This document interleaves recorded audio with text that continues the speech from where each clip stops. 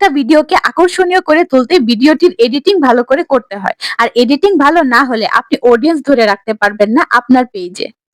Video editing করার জন্য অনেক অ্যাপস থাকলেও আমার কাছে ইনশট অ্যাপসটাই সবচেয়ে বেটার মনে হয়। তাহলে চলুন শিখে নিই ইনশট অ্যাপ থেকে কিভাবে খুব সহজে ভিডিও এডিটিং করা যায়। প্রথমে ইনশট অ্যাপে ভিডিও অপশনে ক্লিক করুন, তারপর নিউ এ ট্যাপ করুন যেহেতু আমরা নতুন ভিডিও বানাবো। তারপর আপনার পছন্দ অনুযায়ী ৩-৪টা ভিডিও সিলেক্ট করে নিতে হবে। এখানে আমি আমার পছন্দ মতো ভিডিও সিলেক্ট করে নিলাম। আর ভিডিও এডিটিং এর শুরুতে আমি ইনশটের লোগোটা আগে রিমুভ করে নিই। এখানে ফ্রি রিমুভ করা যায়। এখানে ক্লিক করলেই দেখবেন আপনি রিমুভ হয়ে গেছে। তারপর ক্যানভাসে চলে যাবেন। এখানে আমি ছোট ভিডিওর ক্ষেত্রে 9:16 রাখি এবং ক্যানভাস সবটা টেনে ফুল করে দিই। আর বড় ভিডিওর ক্ষেত্রে 3:4 রাখি এবং ক্যানভাস অ্যাপ্লাই টু অল দিয়ে দিই। এতে সবটাই হয়ে যায়। তারপর আমার পছন্দ অনুযায়ী আমার যে অংশটুকু প্রয়োজন সেই অংশটুকু রাখবো আর বাকি অংশটুকু কেটে দিব। আর এই জন্য শুরুতে ভিডিওটি সিলেক্ট করতে হবে, তারপর যে অংশটুকু আমি কেটে ফেলবো ওই অংশটুকু সিলেক্ট করে স্প্লিটে ক্লিক করতে হবে। আর ভিডিও ক্লিপস সিলেক্ট হয়ে গেলে আপনি ডিলিট অপশনে ক্লিক করুন। এতে ভয়ের কিছুই নেই, আপনার বাড়তি অংশটুকু শুধু কাটবে। আর আমিও আমার পছন্দ মতো ভিডিও কেটে নিলাম। তারপর আমি স্পিড অপশনে ক্লিক করব। এখানে আমি স্পিডের ক্ষেত্রে 10 কিংবা 20 এর মধ্যে রাখার চেষ্টা করি। ম্যাক্সিমাম সময় 10ই দেই।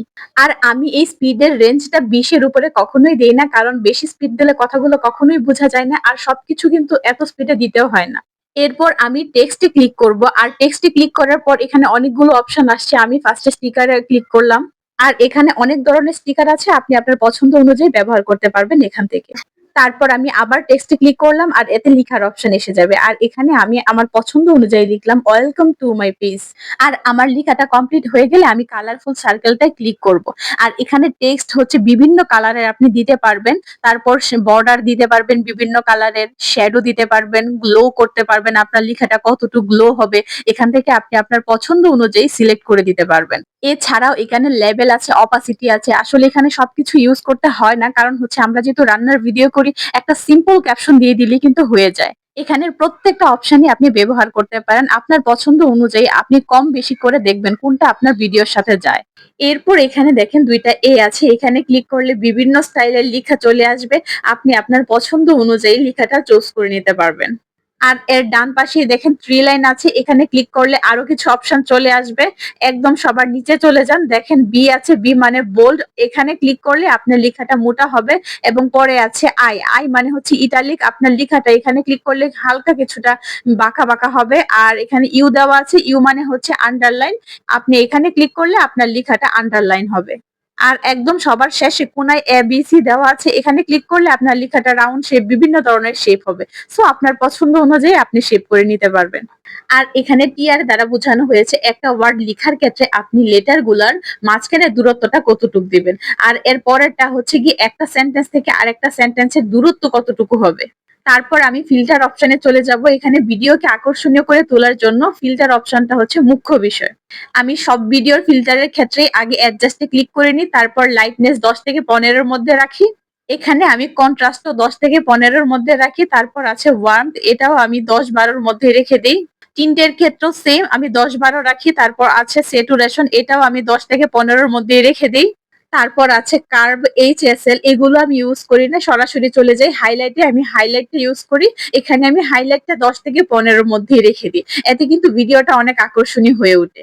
আর এগুলো আমি আমার ভিডিও বা ক্যামেরার রেঞ্জ অনুযায়ী ইউজ করি। আপনারা আপনাদের ফোনের রেঞ্জ অনুযায়ী বা ভিডিওর কোয়ালিটি অনুসারে ব্যবহার করতে পারেন।